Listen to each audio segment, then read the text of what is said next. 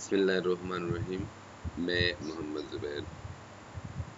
आज का हमारा 4th लेक्चर स्टार्ट होने जा रहा है। वीडियो को सब्सक्राइब करें, लाइक करें और बेल का आइकन दबाएं ताकि आपको वक्तन फ़वक्तन हर वीडियो मिलती रहे। शुक्रिया। हम आते हैं, आज हमारा स्टाइल एडिटिंग पे काम होगा। स्टाइल के लिए सबसे पहले आपके पास होना चाहिए कि आप जो डेटा लिख रहे हो, मिसाल मेरे पास हेडिंग है इंफॉर्मेशन चलिए टेक्नोलॉजी मैंने सेलेक्ट किया और मैं यहाँ से आया, ये मेरे पास हेडिंग है। एक तो हम क्या कर सकते हैं, यहाँ से हमारे पास जो प्रॉपर चीज़ है वो हेडिंग 1, हेडिंग 2, हेडिंग 3 ये हमारे पास प्रॉपरली है, जिससे हमारे पास आपका टेबल ऑफ कंटेंट बन सकता है।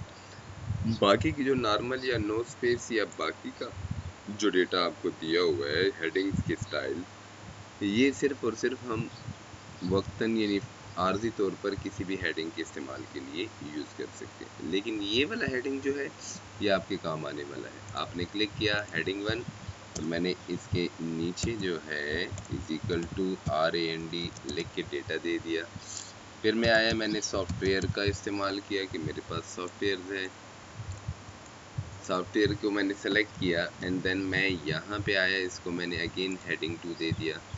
फिर मैंने डेटा लिखा RAND open bracket and close bracket और फिर मैं यहाँ पे आया, मैंने यहाँ पे लिखा कि एक हमारे पास ऑपरेटिंग सॉफ्टवेयर है,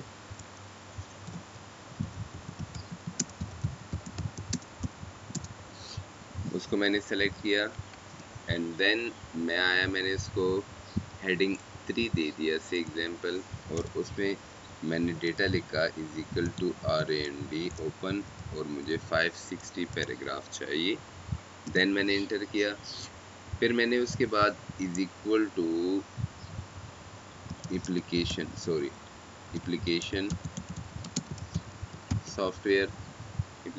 सॉफ्टवेयर को सेलेक्ट किया। देन यहाँ से आया, मैंने इसको हेडिंग 4 दे दिया एंड देन मैंने इसमें भी इसी तरह ज़्यादा डेटा लिखा ताकि मेरा पैराग्राफ दूसरा जो है वो इससे भी लॉन्ग चले जाए। लाइक स्पेसिफिक पर्पस सॉफ्टवेयर, ये मैंने सेलेक्ट किया एंड देन मैं आया, इसको मैंने अगेन मैंने हेडिंग 1 दे दिया, सही है, और इसमें भी मैंने डेटा लिख दिया। अब हम क्या करते हैं, लास्ट वन मैं दे रहा हूँ जनरल पर्पस सॉफ्टवेयर और मैं यहाँ से आके इसको हेडिंग 5 दे देता हूँ। अब मैं यहाँ से आता हूँ और मैं आगे के डेटा अगर आप लिखें तो भी सही, और मैं यहाँ से जब डेटा लिख लिया मैंने तो मैं आ जाऊँगा शुरू में। जैसे ही मैंने इंटर किया, ये मैं अभी काम कर चुका हूँ आपका कम से कम 59 पेजेस। तो आपने कंट्रोल होम बटन दबा के आपने आ जाना है ऊपर। कंट्रोल होम बटन दबा के मैं जैसे ही ऊपर आता हूँ, मैं यहाँ से रेफरेंस में आके टेबल ऑफ कंटेंट पे क्लिक कर लूँगा ताकि मुझे तैयार और रेडीमेड टेबल ऑफ कंटेंट मिल जाए। तो table of content 1, table of content 2, अगर आप चाहते हैं कि ऊपर कंटेंट लिखा हो तो ये क्लिक कर लें, अगर आप चाहते हैं कि ऊपर टेबल ऑफ कंटेंट लिखा हो तो ये क्लिक कर लें। मैंने क्लिक किया, ये मेरे पास उसने ऑटोमेटिकली क्या कर लिए, जो मैंने उनको डेटा दिया उन्होंने मेरे लिए डेटा बना लिया। अब इसमें जो जो डेटा आपका शो हो रहा है, जैसे कि हमने हेडिंग 1, 2 और 3, ये 3 हेडिंग तक आपका डेटा शो करेगा टेबल ऑफ कंटेंट में, और 3 हेडिंग के बाद आपका डेटा जो है वो शो नहीं करेगा। आप अगर फाइंड करना चाहते हैं कंट्रोल F के ज़रिए आप आ जाएं। यहाँ से मैं देता हूँ एप्लीकेशन सॉफ्टवेयर, तो इसने मुझे डायरेक्टली फाइंड आउट किया। मैं इसकी हेडिंग को सेलेक्ट करता हूँ और मैं वापस आके होम में इसको हेडिंग 2 दे देता हूँ। देन अब मैं वापस जाता हूँ कंट्रोल होम की तरफ शुरू में, और यहाँ पे देखिए हमारे पास एप्लीकेशन नहीं है। आप रेफरेंस में आओ, क्लिक करो, इसको को अपडेट टेबल, मेरे लिए टेबल को अपडेट कर दो। कहते हैं अपडेट पेज नंबर या इंटायर टेबल, मैंने इंटायर टेबल कहा तो उसने एप्लीकेशन को कर दे। देखिए तो ये मेरे पास टेबल ऑफ कंटेंट है जो आपका इजीली इस हेडिंग के थ्रू बनाया जा सकता है। लेकिन स्पेशली ये हेडिंग हमारे पास सिर्फ और सिर्फ आपके डॉक्यूमेंट्स में हेडिंग देने के लिए इस्तेमाल होते हैं। जैसे कि मैं कहता हूँ कि type of software,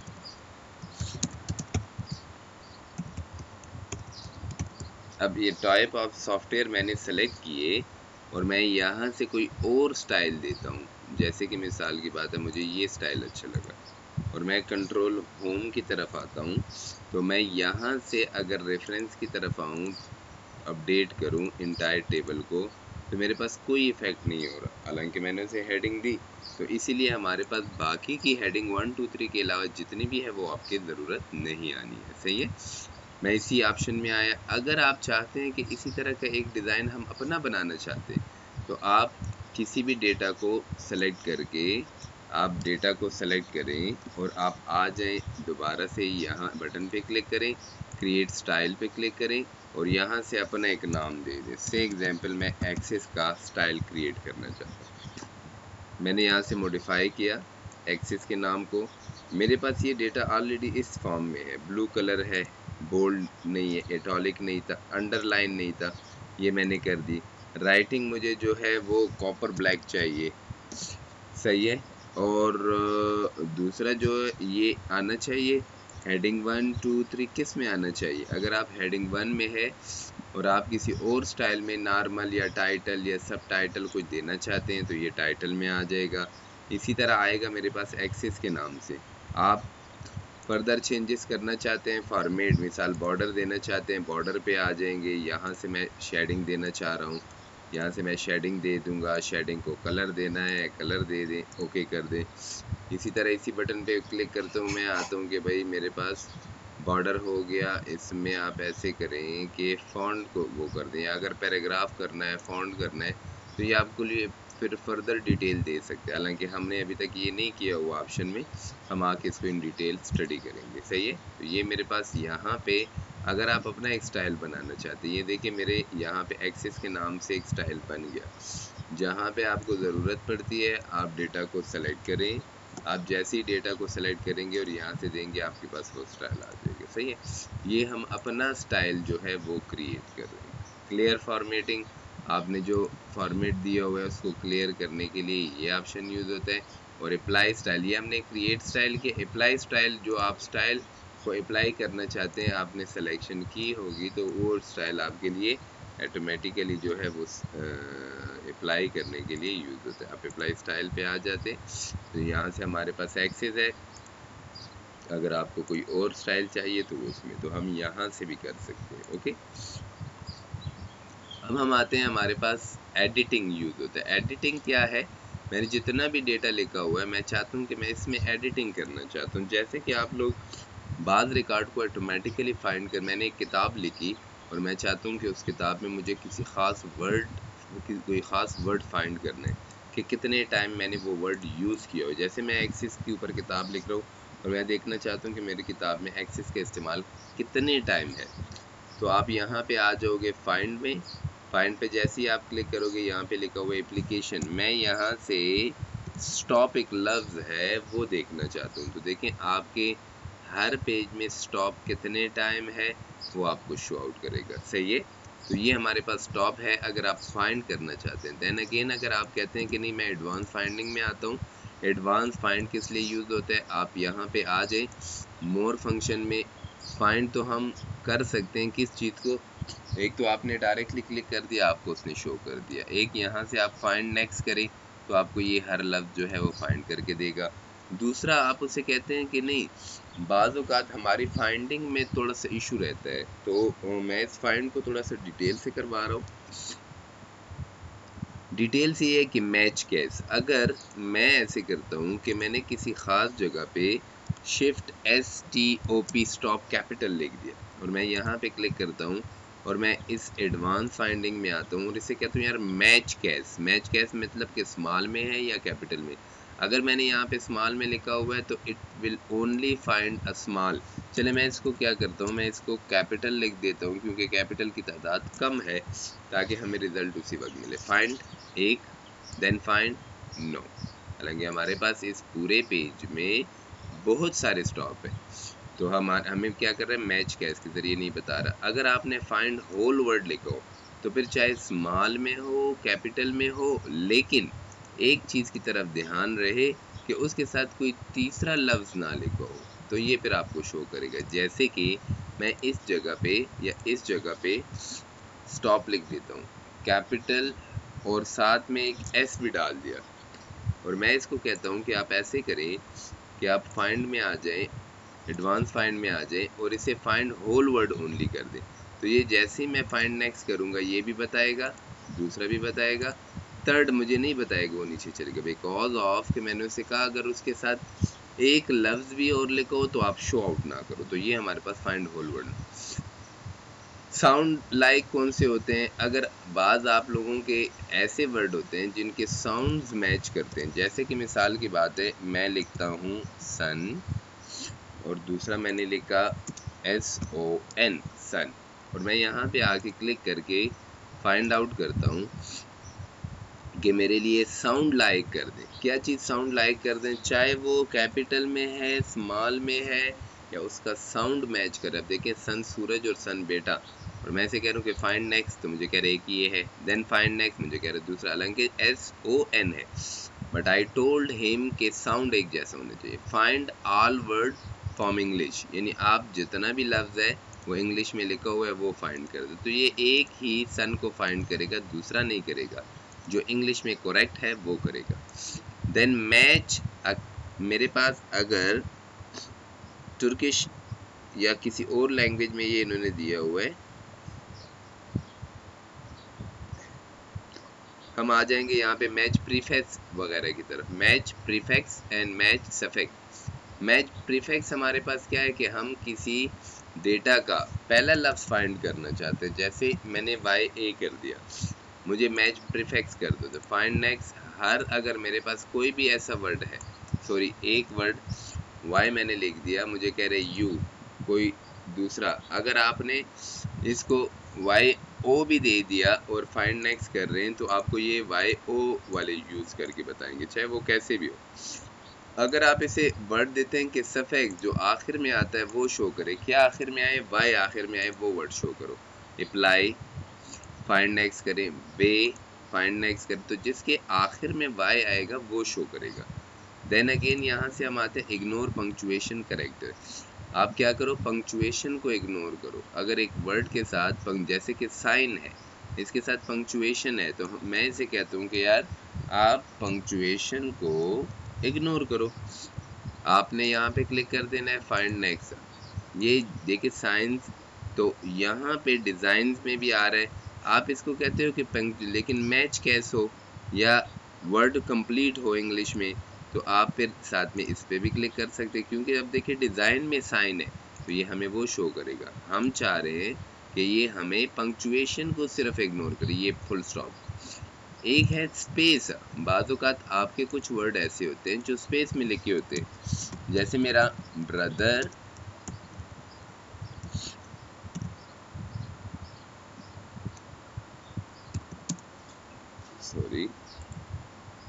sorry brother in law. अब ब्रदर इन लॉ मैं इस तरह लिख रहा हूँ, डैश इन डैश लॉ। मैंने सिलेक्शन ये भी नहीं की, मैंने यहाँ पे क्लिक किया और मैं आता हूँ फाइंड एडवांस में।